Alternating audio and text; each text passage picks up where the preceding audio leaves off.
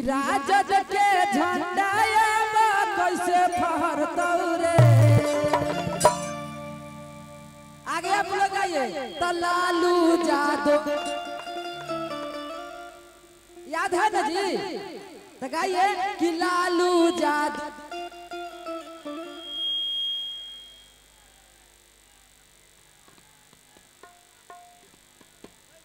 वाह, ये गाना जहाँ जहाँ भी आरजेडी समर्थन है, शादी बाराती में सब में यही गाने से दुआरिया लग रहा है।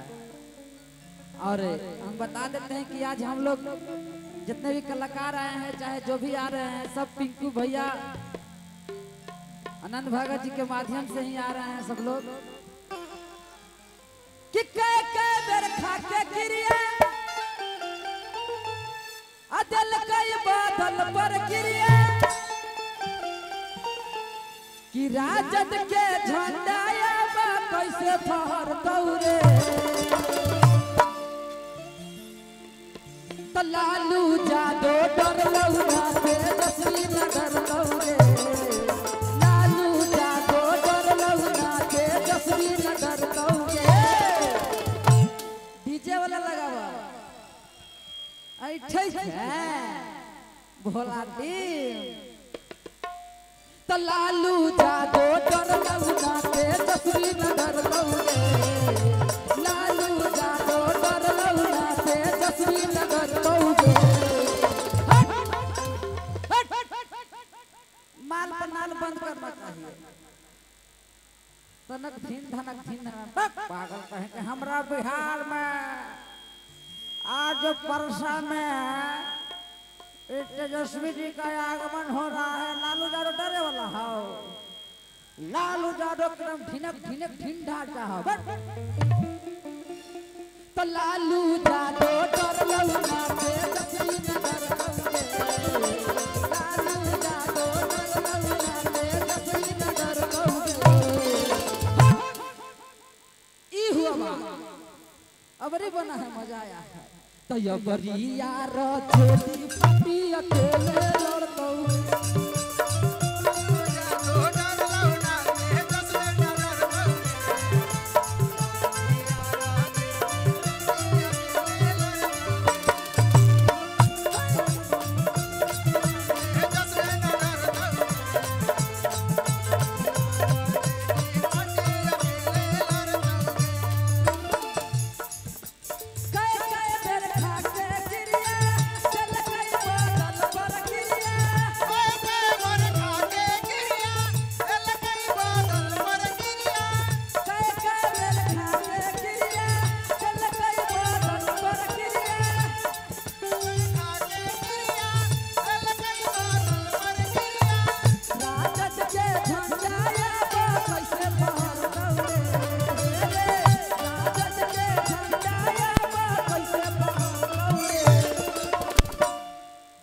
ललटेन जिंदाबाद।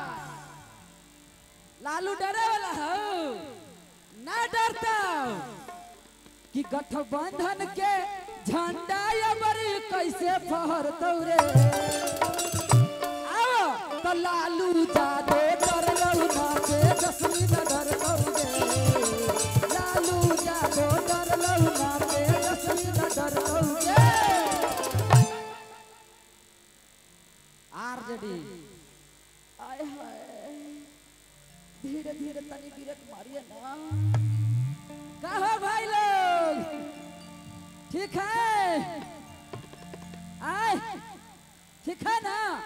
तो अबरी यार जेडी पार्टी अकेले लड़तौ रे।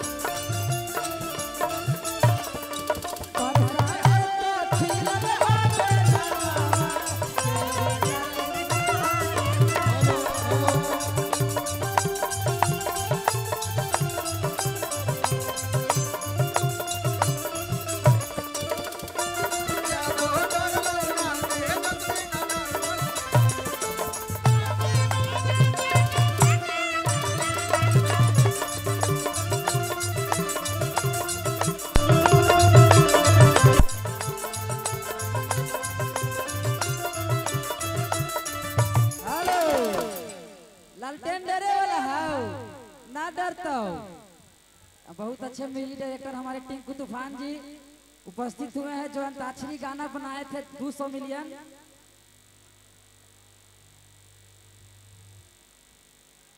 जी हाँ, बहुत अच्छा लग रहा है। आप सबसे एक रिक्वेस्ट है कि तनी से बैठ जाइए, अभी आओ भीड़ लगेगा तो दिक्कत हो जाएगा ना। हेलो, जितने भी साथी हैं जो आप लोग खड़ा हैं, पीछे सब महिलाएं बैठी हुई हैं, बैठ जाए मौसा, आप लोग बैठ जाएं, जगह लेकर के बैठिए, बैठिए आप जगह लेकर के बैठ जाइए सभी लोग, आपका कार्यक्रम है, बैठ जाइए, कोई शिकायत मत अरे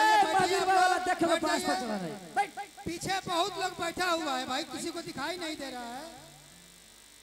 बैठ जाइए, बैठ जाओ, बैठ जाओ, बैठ जाइए, बैठ जाइए। पीछे से देख रहे हैं आंटी लोग कि हाल चिरवा की फकीरवा वाला अल्लाह लटेन पर मार दे कौ भोटवा। हेलो तो लालू जादो डर लौरा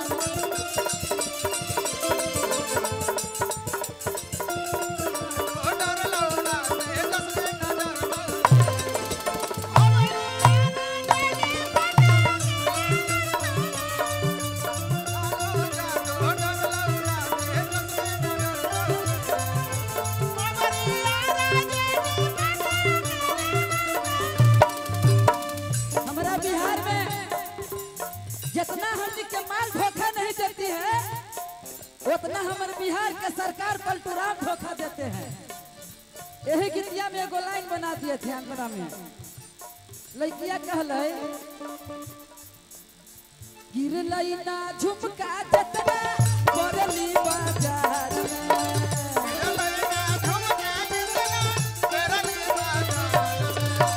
ओकरो से जादे सरकार बदलल बिहार में।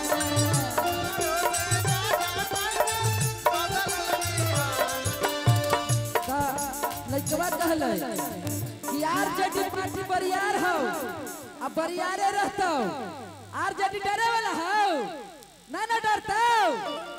कितना लोग आरजेडी के सपोर्टर हैं, एक बार हाथ उठाइए तो। क्या बात है, तो राजद पार्टी हो सबसे बरियार,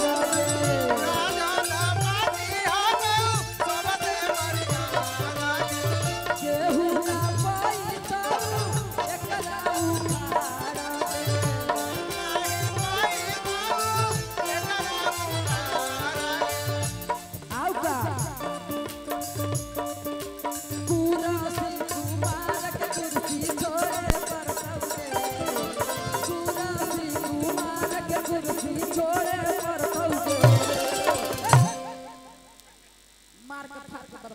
साथियों, कृपया आप लोग को प्रशासन अगर लाठी चलाएंगे तो आप लोग बोलिएगा कि लाठी चला रहे हैं। कृपया बैठ जाइए, सबको सहयोग कीजिए। आप लोग पीछे वालों को बहुत तकलीफ हो रहा है, बहुत ज्यादा लोग आए हैं, बहुत संख्या में लोग हैं। आप आगे आप लोग खड़ा हो जाइएगा तो पीछे वालों को बहुत असुविधा होगा।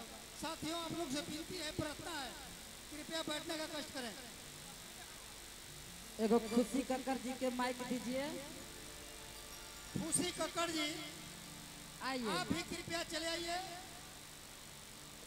हेलो, तकुरासी कुमार कुर्सी छोड़े पड़तोगे।